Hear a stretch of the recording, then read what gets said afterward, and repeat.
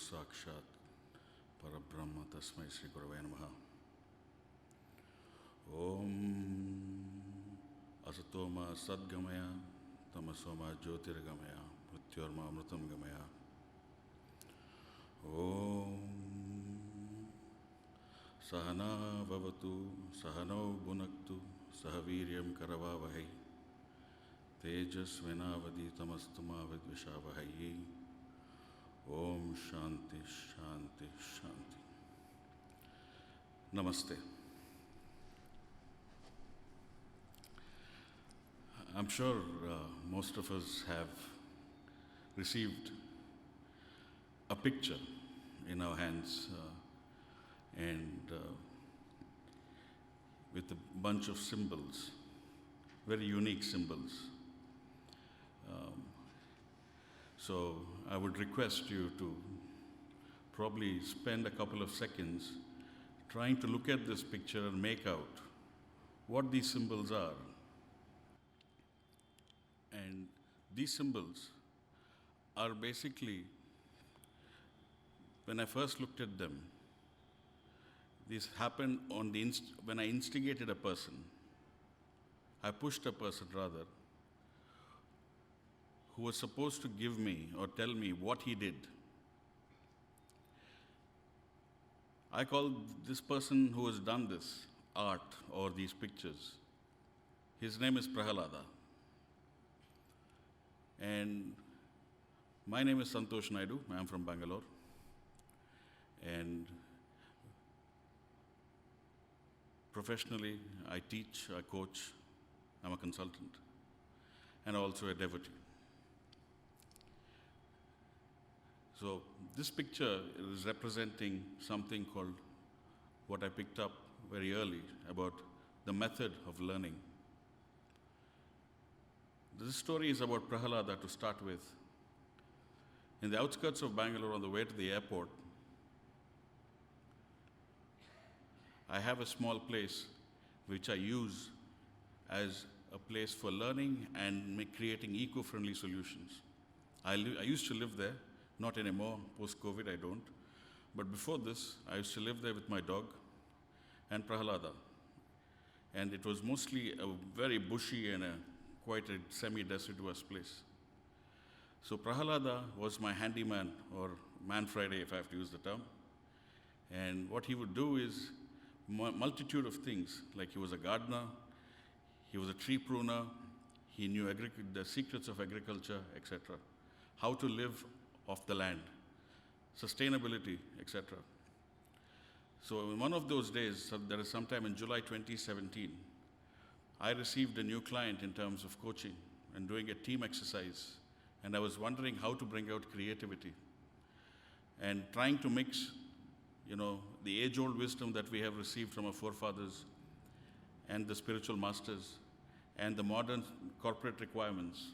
I try and blend these two into a learning that's convenient to listen, learn, and do. Post-pandemic, one of the biggest challenges the world has is the ability to not cope, but to unlearn, relearn, and learn new things.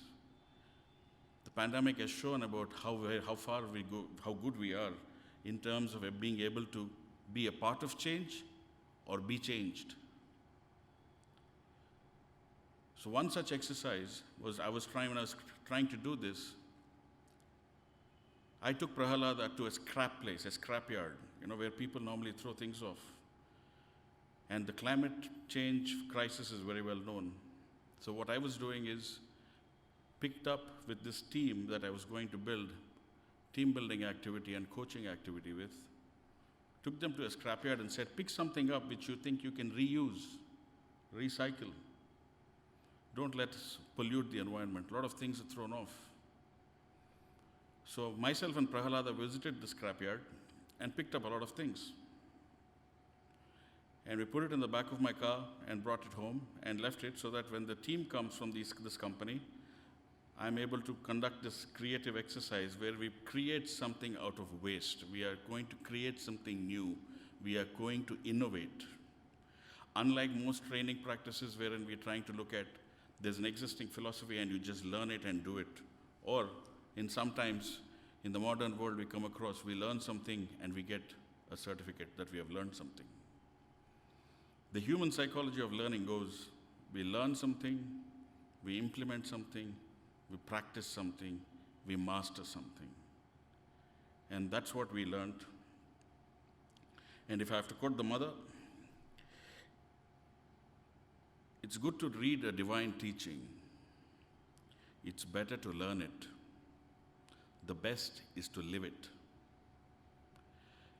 Now, this aspect about learning or living it, to be able to execute it, gives us the detail of all the various nuances.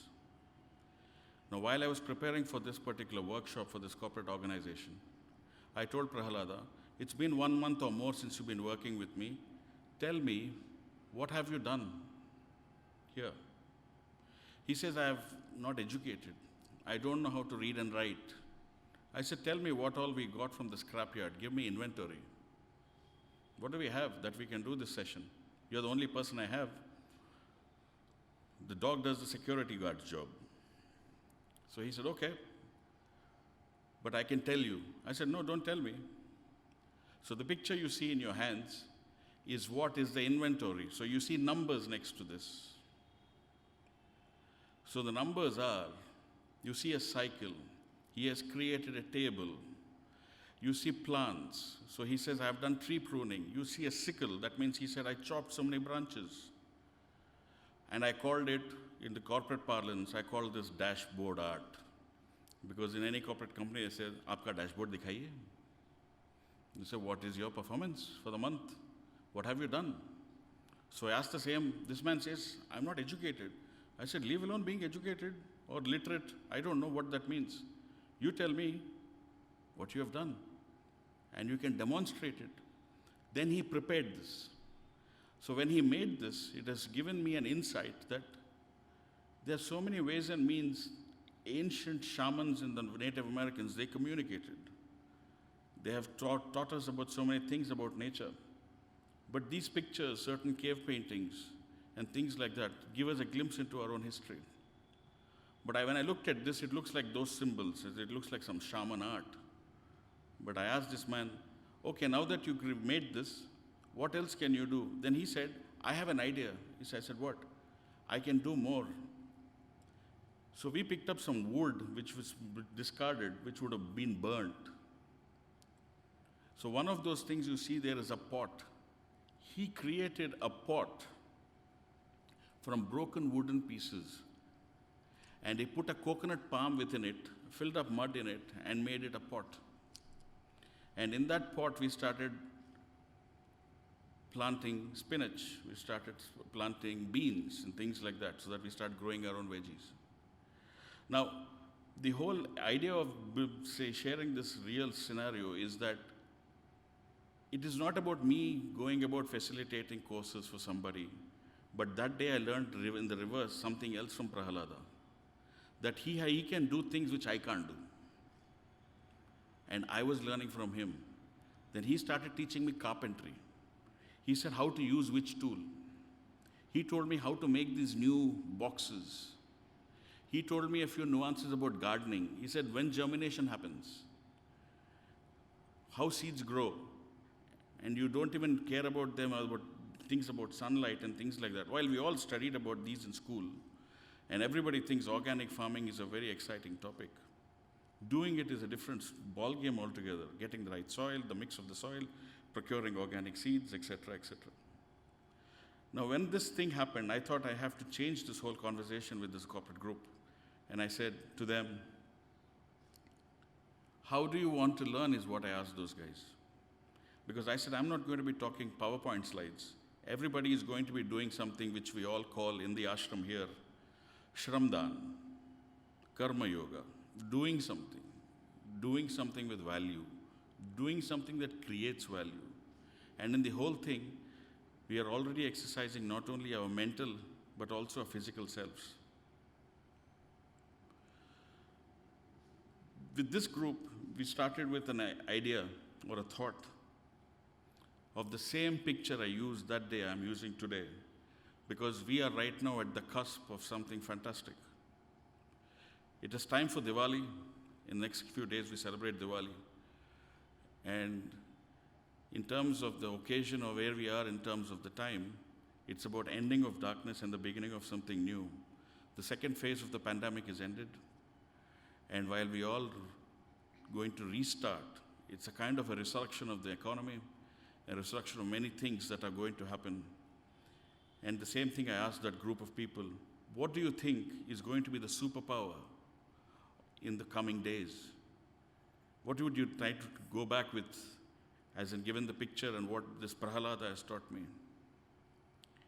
Some people said staying relevant as an answer, but that was pre-pandemic.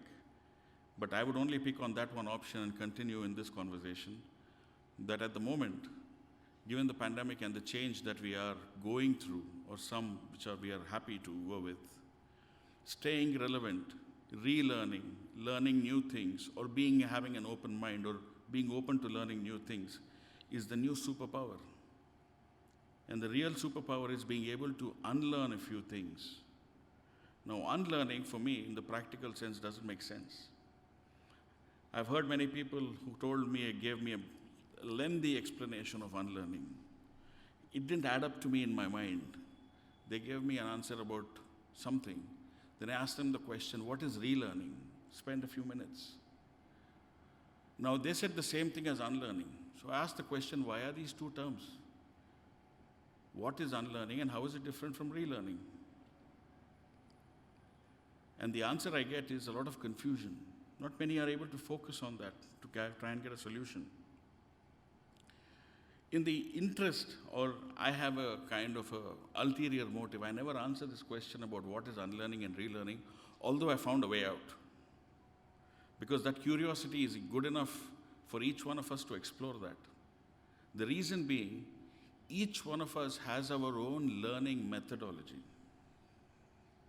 Each one of us is like a fingerprint. Each one of us has built our own perceptions. We have had our own unique experiences. We have had our own education.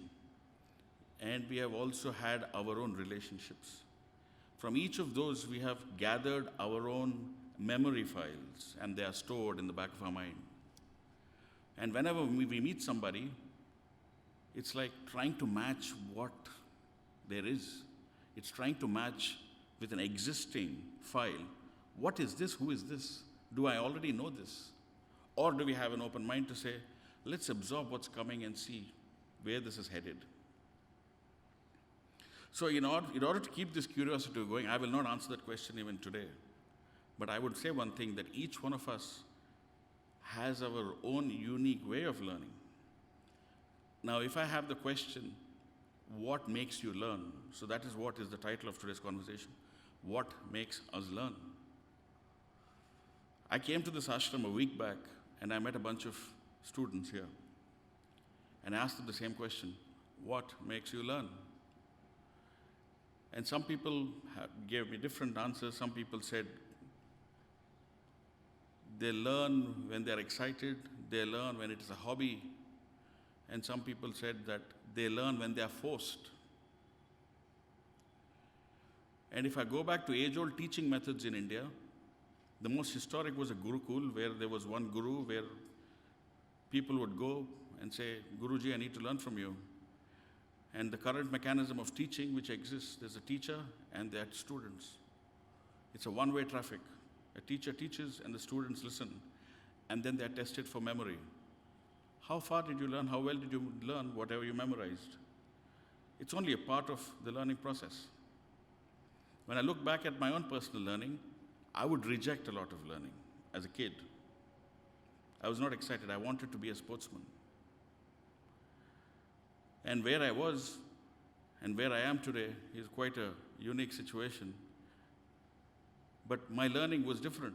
And if I won't question myself, and I went deep within my own self and asked that question to myself, what makes me learn? That set me on a path. Why do I learn something? So recently I seen a video wherein Swamiji says, we are buying things with the money we don't have. to basically things we don't need, with money which we don't own, with loans we are buying things we don't need, to impress people whom we hate. And going by Gallup data, the Global Economic Human Survey, only 1 in 5 people are happy with their jobs. So it's some way safe to conclude doing jobs we don't like. So why this dilemma about doing things? Why not learn something from the within? I came to a conclusion that if I'm going to be learning, I learn from realization. Now, realization I don't mean in the spiritual sense. I know that I need to learn. Otherwise, I'm not going to get through. As we get older, we become entrepreneurs or businessmen or business people. We have a responsibility for ourselves and our employees. And when we have this huge responsibility, we have to reinvent, adapt to situations of the market, and relearn a few things, do new things. We have to innovate, get creative. But market or other things, some people use techniques like Lean Six Sigma, and they say we have to be in a process of continuous improvement so that we are able to innovate and stay ahead of the competition. But think about it from our own selves as a human being, from a human sense. The human brain is the most complex organ on the planet. And from that perspective, I think most of us give the human brain captures 25% as the optic nerve. So we are all visual in many ways. We see something, we get attracted. A lot of stuff is visual. So our learning is visual. Some learning is auditory, that we listen from learning. That's why you'd see in the new age world, podcasts are getting more and more prominence. People are listening to podcasts to see what's happening. Many are dying. One of the skills that is dying is reading and writing. Not many people want to read nowadays. They want an Alexa to read it out for them.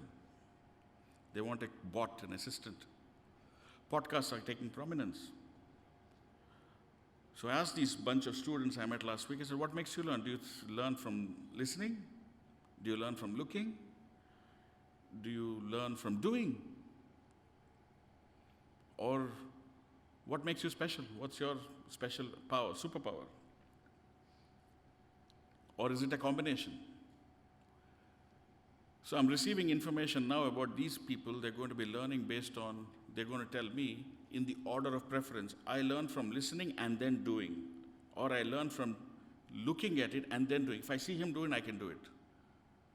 But in most sense, how many times we look at something and say, even I can do this? If you're confident, you will take a risk and you will try it. If not, you will say, no, I don't want this. But one fine day, you might be forced to do it. And the day you're forced to do it, you may not like what you're going through. You may not enjoy that practice. So when we realize this need to learn, and we try and match it to our existing learning ability, it becomes quite a task.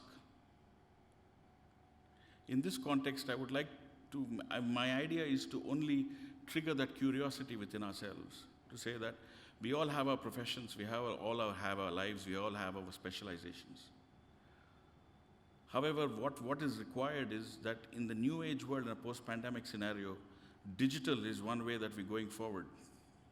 There are not going to be many people who are going to be, there are going to be quite a few going to be left behind. It's about the kind of content that is getting created that people are going to appreciate.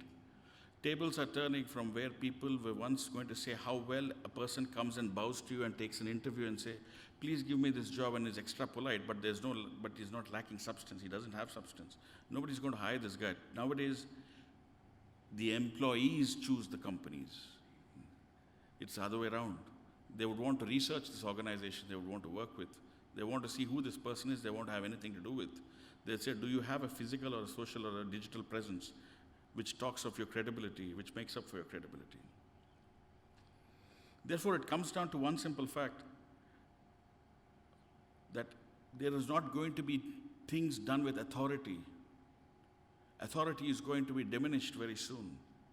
About the age-old ways of doing things, like the imperialists, Indians to a great extent, under the British, were slaves. The education we received under the British existed in the form of creating clerks out of us. Most of Indians who needed a requisite education needed to go to the UK to study. And we see that education, and most of our freedom fighters at a certain point ended up becoming barristers in the UK and then coming back. Because they only wanted clerks, and the British had collectors, tax collectors, which some of them continue to as the bureaucracy in India. So if in the impending change, as the social electronic world takes over with all its demerits, the merits that present ourselves are, it is a push that we all try and look forward to ourselves in terms of our future, to say, how can I learn and how can I stay relevant? How can I stay relevant in speaking to the new age millennials about what they want? Our children, how are we able to understand their preferences? The next generation, what are we passing on to them? I will quote the mother here again. To know is good. To do is better. To be, that is perfect. So if people are learning by looking, children learn from watching their parents. We don't want to be having a compromising scenario where we preach something and practice something. Hypocrisy is, one of my gurus told me recently that hypocrisy is a new fad. Big deal, yeah? So what? Yeah, I said it, I didn't do it, big deal, so what? But children are like robots. You give them information, they're able to process it and ask you the question back straight in between the eyes. You said so, but this is not what you said, so you do exactly the opposite. We try and manage those questions somehow around it. We manage them. But the fact is, in the long term, we're not teaching something right. So the learning mechanism versus the education. Education for many ends at a graduation or a post-graduation. My education, I'm still work in progress. That's what I write. Anytime I am asked education, I say WIP. So still work in progress. I am not a person who learned something and I say my work or my past defines me. It's about what I am doing right now and what am I able to demonstrate right now is going to be able to help somebody set an example, to set the right precedent, that people understand that this guy is talking his walk. Very seldom we come across talking his walk. It's every time it's walking the talk. Therefore, the one thought that I would want to impress upon today morning is what makes us learn. If I have to add about another learning type, and that is stress. How often people learn out of stress? Chanakya spoke of learning from humiliation, insults. When somebody gets humiliated in public, we believe they will learn. So that is learning under stress. There's also learning under authority but trust. That was the ancient Gurukul. We said this is Vashishta, this is Vishwamitra. So Lord Rama learns from Vishwamitra. So that was trust figure. Authority, I will punish you. But how many ways and means there are to try and say that there is also various ways of learning, that is by doing. I just go and do. There's another way of learning or another way of teaching. That is also by doing. Now if I want to say this is how this formula works, I might as well try it first. Or if I start teaching about it, I will know what the nuances are, where I will probably fail. Some who admit, or people like me can say that I am shaped by my failures. I am here today as a product of my failures. And some wins maybe. But there is nothing bigger a teacher than failing. And failing is not bad. It's a teacher. So each of us has our own motivations and ways of learning. I would impress upon you to think about all these various ways of learning and what makes us comfortable. There is one more way of learning, that is copying.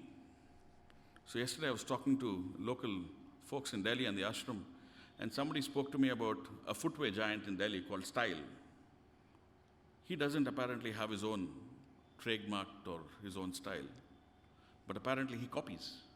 He makes copies which are unique or similar to some other famous brand, but his quality is good. He sells.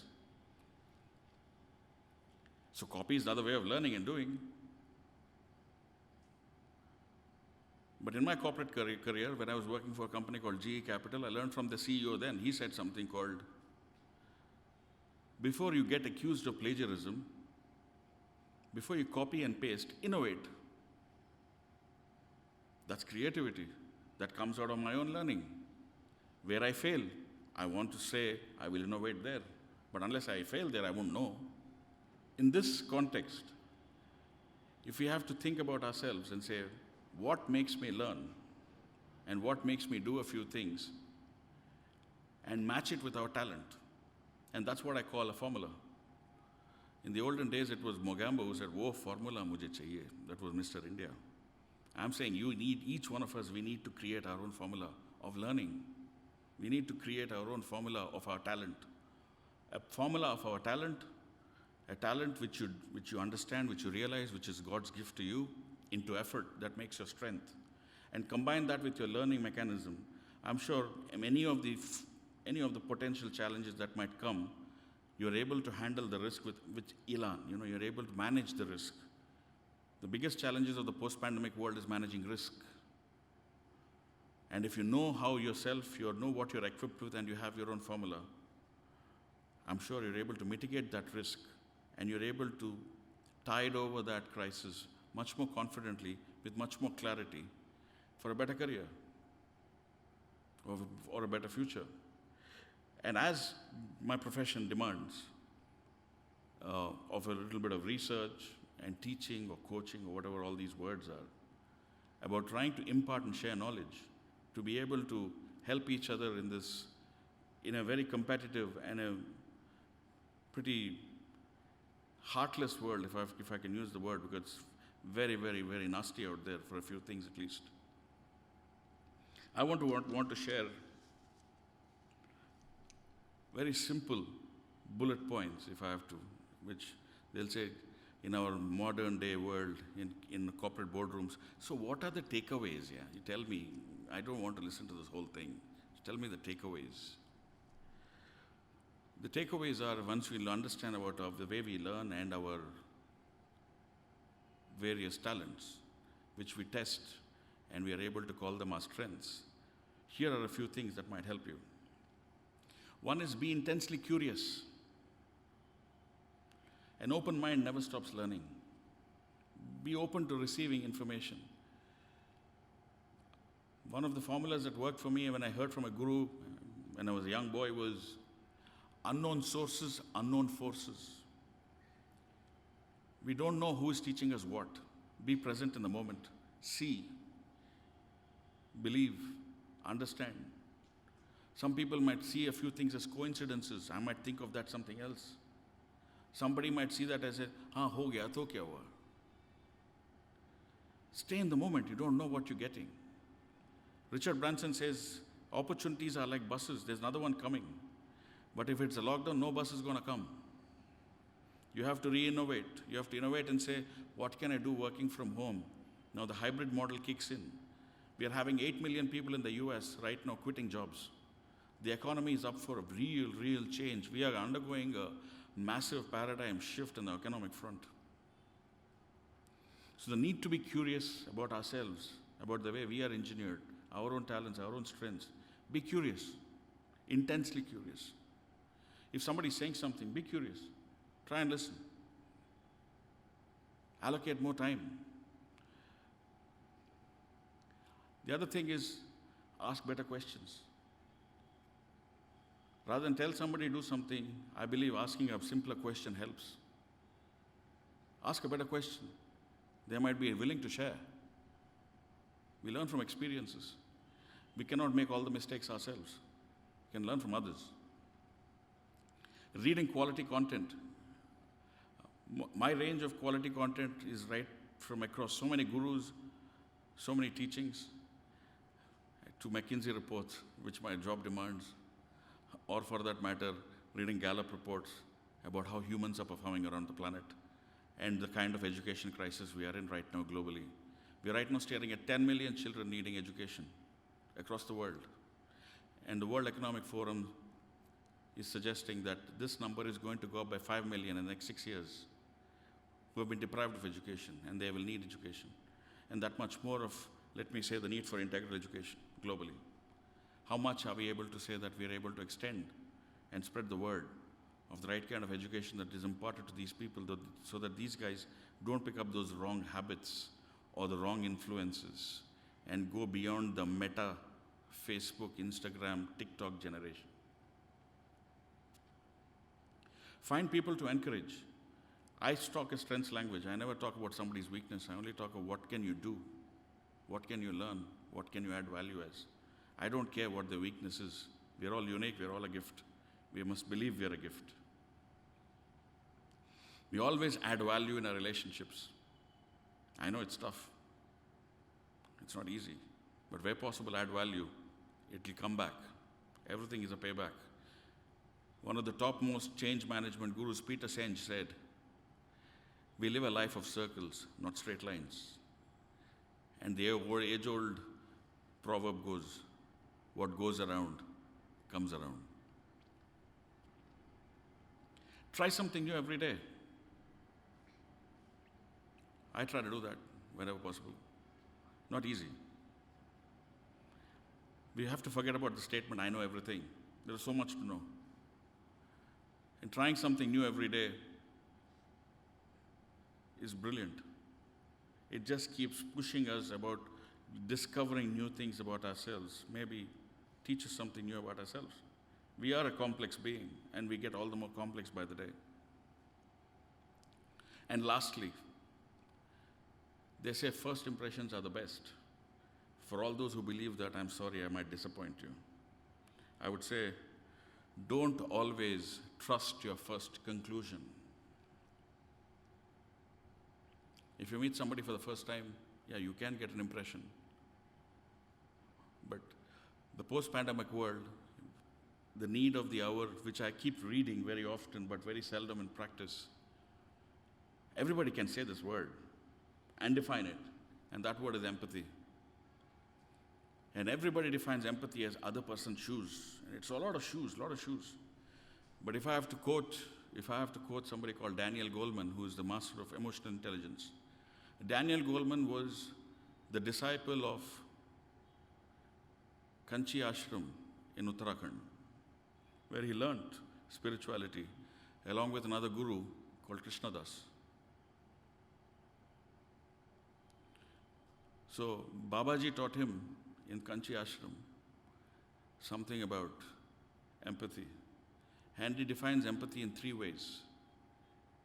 Empathy is cognitive empathy, empathy is emotional, and the third is empathy as compassionate. Now, cognitive empathy, maybe I can feel what you're feeling. That is probably the other person's shoes. Cognition. The second is emotional. Yes, I can feel the emotion. I can share the emotion. Probably cry with the person. Emotional empathy. Not the sympathy part, but there is more respect. Compassionate empathy is where we get into action. Acts of compassion are very seldom to come by nowadays. But we have seen some people who have actually disrupted us in the pandemic scheme of things. There are many people who have shown us compassion, and they were leading by example. So my emphasis would be about not trusting that first conclusion, but being empathetic and compassionate. When somebody first says something or does something, you might want to rethink that. Give it a benefit of doubt. We are all living in a very fast-paced digital world. 1 million pictures hit our optic nerve, 25% of our brain. If you're all visual learners, there are a lot of impressions which are made. What you retain, what you filter out, what you absorb, what you assimilate, what changes or influences your thought, what becomes your action, what becomes your karma. It's a long list. It becomes longer. Therefore, Here are a few more things I would want to share before I end this conversation. About education. Gone are the days of placement exams and memorization. We'll soon realize we need real world skills. And I'm on that mission. I'm on a mission to enhance employability. And the other mission I'm on is what I would call teaching people problem-solving skills. Everybody solves their problem their own unique way, but they got to believe in themselves. There is no right or wrong. From a task, it's a test to a task. You know, a test has a pass or fail, which we're so used to. Let's start viewing things as a task. A task has a best possible outcome. So people have a chance to try. They say it's only a task. They are not overwhelmed with the situation. We'll enable our kids to pursue their passions. I'm not a big fan of a white hat or this juice or buy juice. I'm not a big fan of those though, because I say if there's a school, why do you need a tuition? But I would only say one thing, that when people start doing, things change. People are curious, things change. Consumerism. Very soon we'll stop spending things on items which are not required. Next shiny thing, next shiny gadget, that will die. Matter of time. Economies are going to change. Division. Going forward, one of the things I believe is going to happen is things not going to work with division. Only those who talk and believe in unity will prevail. Right now there's a lot of division, but the ones who are able to enhance, try and put things together, and that is something that is believed to be better as a solution than trying to say we get things to polarized domain. Right now we make friends based on their beliefs of one thought. You Modi or anti-Modi? That is the differentiation to make a friendship conversation, a friendly conversation. Work culture. We're not going to be slaves anymore. Authority ends. People are going to decide who they want to work with. It's not about 15 years in the same company. Today people leave jobs in 6 months. When I was working with IBM like 15 years ago, when I worked for 4 years, they said, only 4 years in IBM? I said, yes. So I had that challenge too, about saying how long have you worked in a company? But if something's not going to work, people are not going to stay, because people can work from home and make a career. Sales. Gone are the days when I think people are going to be interested in something shiny and say this is the best thing to do, it's a trend. The only thing that's going to be bought is when people are respected, there's transparency and candor. Only then things are going to sell. Credibility of products. And lastly, I believe those of us who are able to create our own content, be original, we are able to demonstrate and influence, they will be takers for that in a digital world. So, in summary, as we approach Diwali, and Diwali is the significance of Diwali for, when I was working in the West, it was told that, what is Diwali? It's like, the easiest way to tell them was, it's a festival of lights, it's the end of darkness. That's what I used to say and say even now, and the easiest way to say is it's ending of darkness. It's light. And as we progress into something new, it's about the influence, it's about content, and things like this, what we can create as original and what we can do, what we can learn and what we rediscover ourselves and what we can do. So here's a thought that I want to leave you with. In the next few days, as you ponder what I spoke of today, just give it a thought about what makes me learn and how I can reinvent myself. Namaste.